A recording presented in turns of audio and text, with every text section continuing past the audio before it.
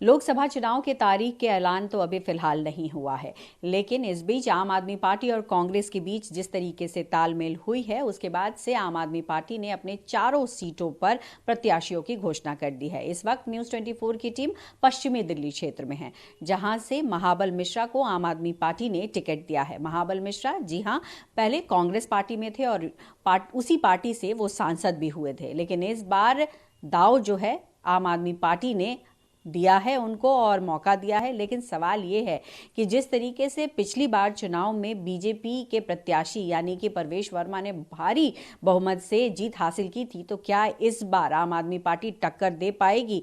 क्या महाबल मिश्रा टक्कर दे पाएंगे? तो इन्हीं तमाम सवालों को लेकर के हम पहुंचे हैं यहाँ पर। हमारे साथ है महाबल मिश्रा जी, बहुत बहुत स्वागत है न्यूज़ 24 पर आपका सर। और जैसा मैंने कहा है कि जिस तरीके से पिछला चुनाव रहा है, काफी मार्जिन से जीत हासिल की थी बीजेपी ने, तो क्या चूक रह गई थी और कौन कौन से वो चूक थे जिसको इस बार ठीक करने की कोशिश करेंगे आप? नमस्कार, मैं आम आदमी के राष्ट्रीय संयोजक श्री अरविंद केजरीवाल जी को दिल की गहराई से धन्यवाद देता हूं। तमाम आम आदमी के कार्यकर्ता को धन्यवाद देता हूं और इंडिया गठबंधन के नेता को धन्यवाद देता हूं। जो 4-3 का जो फैसला दिल्ली में हुआ, जो 4 आम आदमी को 3 कांग्रेस को, उस 4 में पश्चिमी दिल्ली का सीट आम आदमी को मिला और मुझ जैसे कार्यकर्ता को श्री अरविंद केजरीवाल जी ने मुझे चुनाव लड़ने के लिए यहाँ से लोकसभा का प्रत्याशी घोषित किया। आपने कहा काफी मार्जिन से, तो उस समय विभिन्न पार्टी चुनाव लड़ा था। उस समय आम आदमी भी चुनाव लड़ा था, कांग्रेस से मैं लड़ा था, बीएसपी से लड़ा था, जेडीयू से लड़ा था, तो समता पार्टी से लड़ा था। तो उस समय विभिन्न पार्टी से लोग लड़े थे, उसमें मैं सेकंड आया था। लेकिन सबकी वोट जोड़ें और उनका वोट जोड़ें तो एक तरफ वोट जो था बहुत ज्यादा था, तो इसलिए मुझे ये उम्मीद है कि सभी पार्टी का जो वोट इंडिया गठबंधन में जुड़ेगा तो वो अंतर नहीं रहेगा। यानी कि आप ये कहना चाहते हैं कि जिस तरीके से पूरा मैं करूं, मुझे उसमें ये है जो मेरा और आम आदमी को जो चुनाव का वोट था उसमें 12% का अंतर था, मात्र 12%। लेकिन एसपी बीएसपी सब लड़ा था, सब मिला के तो बीजेपी नहीं। मैं 2 पार्टी का तो गिनती करता हूं, जो 2 पार्टी में जो थे, मुझे और जो आम आदमी का मिलाकर 40% दोनों का वोट मिला था। तो 40% था, उनको 52% मिला था। लेकिन और पार्टी का वोट जोड़ते हैं तो परसेंटेज कम हो जाता है, इसलिए बहुत बड़ा मार्जिन तो ये कई इंडिविजुअल में होता है। तो यानी महाबल जी, यहाँ यही पार्टी ने कोशिश की है, शायद जिस तरीके से अलायंस हुआ है, कि जो वोट शेयर है, वोट शेयर को कहीं ना कहीं दिक्कत पिछली बार में देखा गया कि वो बंटने की वजह से, चाहे वो आम आदमी के प्रत्याशी हों चाहे कांग्रेस के हो, उनको घाटा हो रहा था। तो इस बार दोनों साथ मिलकर लड़ेंगे तो बीजेपी को टक्कर दे पाएंगे, यही स्ट्रैटेजी पे काम हो रहा है। निश्चित रूप से इस स्ट्रेटेजी वोट का डिवीजन ना हो और दूसरी बात, 10 साल में जो वर्तमान सांसद है उनकी उपस्थिति नगण्य रहा है, विकास की गति में नगण्य स्थिति उनकी रही है, तो कोई योगदान क्षेत्र में नहीं रहा है। तो इस बार जनता के मन में है, जो एनडीए गठबंधन से आम आदमी से महाबल मिश्रा जीता है।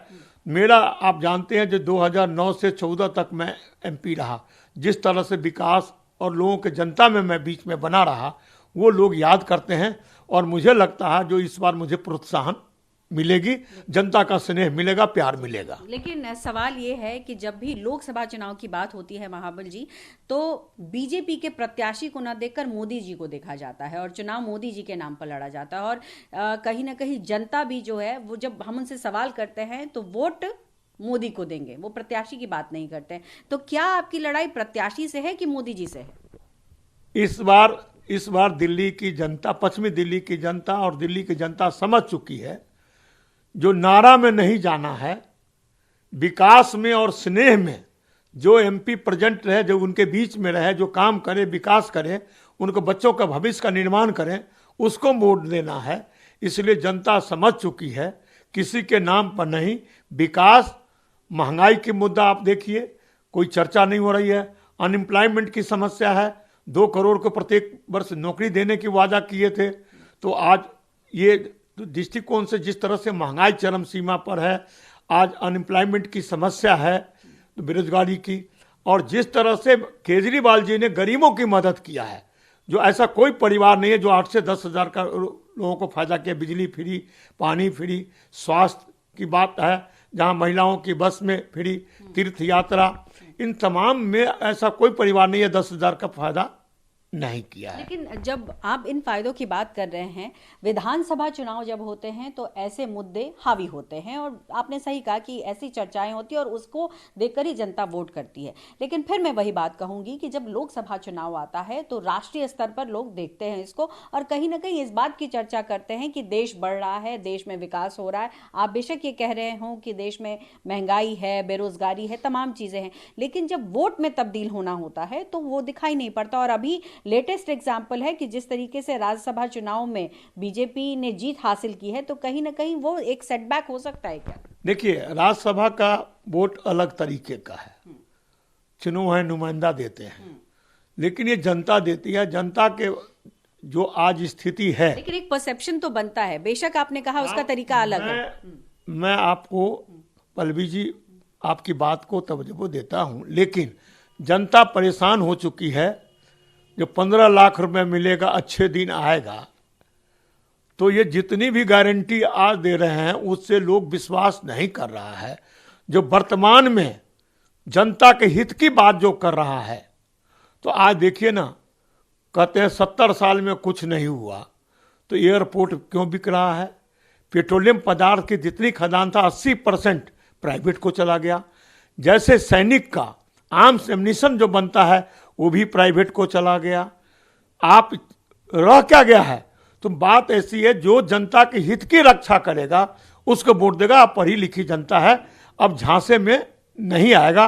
इस बार का रिजल्ट आपको बता देगा। जी, इस बार पार्टियों में ये भी देखा जा रहा है कि महिलाओं को बहुत ज़्यादा तवज्जो मिल रही है, और खासकर अगर हम बीजेपी की बात करें तो बहुत सारी ऐसी योजनाएं हैं जो महिलाओं को लुभाने वाली हैं।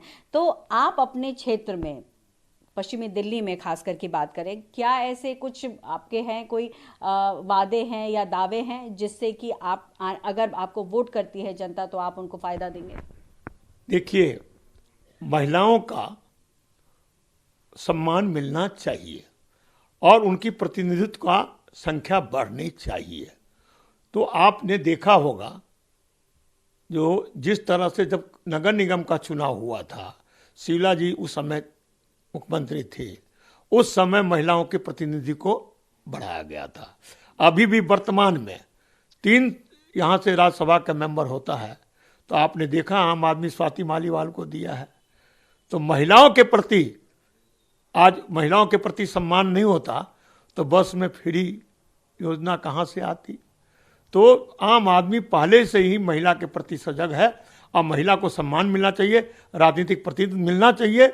इसलिए मैं उम्मीद करता हूं, जो बहने को भी अब लाए प्रस्ताव, लोकसभा में प्रस्ताव लाए महिला का आरक्षण, तो 6 महीना पहले लाया, क्यों नहीं इस बार किया?